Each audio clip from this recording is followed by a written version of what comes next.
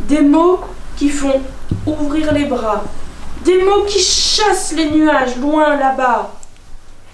Et la porte s'est ouverte, grande comme ça. Cette année à la Crypto-Livre, on innove un petit peu par rapport aux années précédentes, mais on a choisi un thème d'année qui a commencé avec la nuit de la lecture et qui va finir certainement en novembre. Le thème d'année, c'est la gastronomie, la cuisine, le bien manger, le plaisir. Et donc nos animations de février s'inscrivent dans ce thème.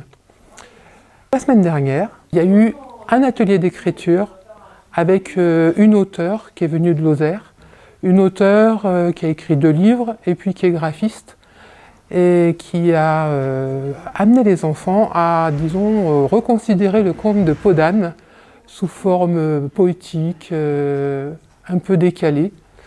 Donc elle les a... Il y avait plein de livres de cuisine à leur disposition. Ils ont découpé les mots qui leur plaisaient dedans. Et à partir de ces mots, ils ont écrit une petite histoire, courte. Du petit jusqu'au grand, ils ont réussi à faire une histoire un peu, chacun la leur déjà, tout à fait différente, et puis poétique, drôle, avec des mots qui se mettaient bout à bout, mais qui voulaient dire, qui racontaient une histoire, mais ça nous surprenait. Donc ouais, chacun a réussi à faire quelque chose de bien et chacun surtout a pris plaisir. Et cette histoire parlait évidemment de cuisine. Et puis pour les plus petits, de 3 ans à 5 ans, il y a eu des kamishibai, des histoires, des contes racontés en kamishibai, des contes en rapport avec la cuisine. Aujourd'hui mardi, de nouveau des animations pour les petits avec les kamishibai et puis les racontes tapis. Alors, les racontes tapis, c'est aussi quelque chose de magique pour les petits, c'est-à-dire qu'ils sont assis autour d'un tapis et il y a des personnages qu'on peut bouger sur des images. L'animatrice, la bénévole, raconte l'histoire et puis bouge les personnages au fur et à mesure de l'histoire.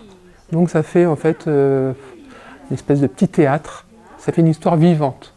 Encore une façon de raconter une histoire différente. Et pendant ce temps-là, pour les plus grands, donc de 8 ans à, là, il y a à peu près 12-13 ans. Le pâtissier Martial Gouillet, qui est bien connu dans la commune, qui fait faire aux enfants la maison un peu d'épices d'Hansel et Gretel. Moi, je suis Martial Gouillet, un ancien pâtissier à la retraite. Et je participe quelquefois à des animations, c'est le cas ici pour la bibliothèque, qui voulait donc travailler les pains d'épices.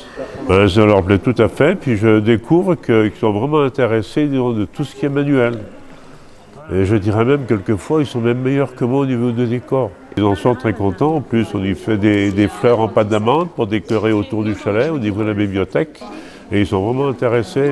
Alors moi, ça me fait plaisir de participer dans le cadre des activités, puis faire découvrir un petit peu ce qu'est la cuisine, la pâtisserie et tout ça. Là, il y a tout le savoir-faire du pâtissier qui se déroule devant les enfants, et puis les enfants participent à certaines choses. Donc là, Marcel, il est venu avec de la pâte déjà faite, les montants de la maison déjà faits, et puis il a fait fondre son chocolat blanc, et puis devant les enfants, il a Il y en a un qui vient se mettre là. Monter une maison par contre, vous vous mettez bien sur le côté, les enfants, pour montants avoir de la place pour les autres. Du chocolat, ça c'est déjà quelque chose de nouveau. Et puis là, il leur a appris à faire des petites douilles, des poches à douilles. Et puis il a mis du chocolat, du sucre glace avec du blanc d'œuf pour faire une espèce de pâte qui va servir à décorer. Alors ils ont écrit leur prénom, c'était pas facile, il fallait écrire vraiment appuyer bien comme il faut.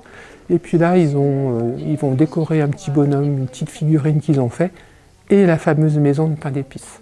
Il leur a tout montré, les enfants font. La maison, est-ce qu'on la mange? Eh bien oui, on pourrait la manger parce qu'elle est bonne à manger, mais non. Cette fois-ci, on ne la mange pas, elle sera en exposition dans la bibliothèque pendant un bon moment.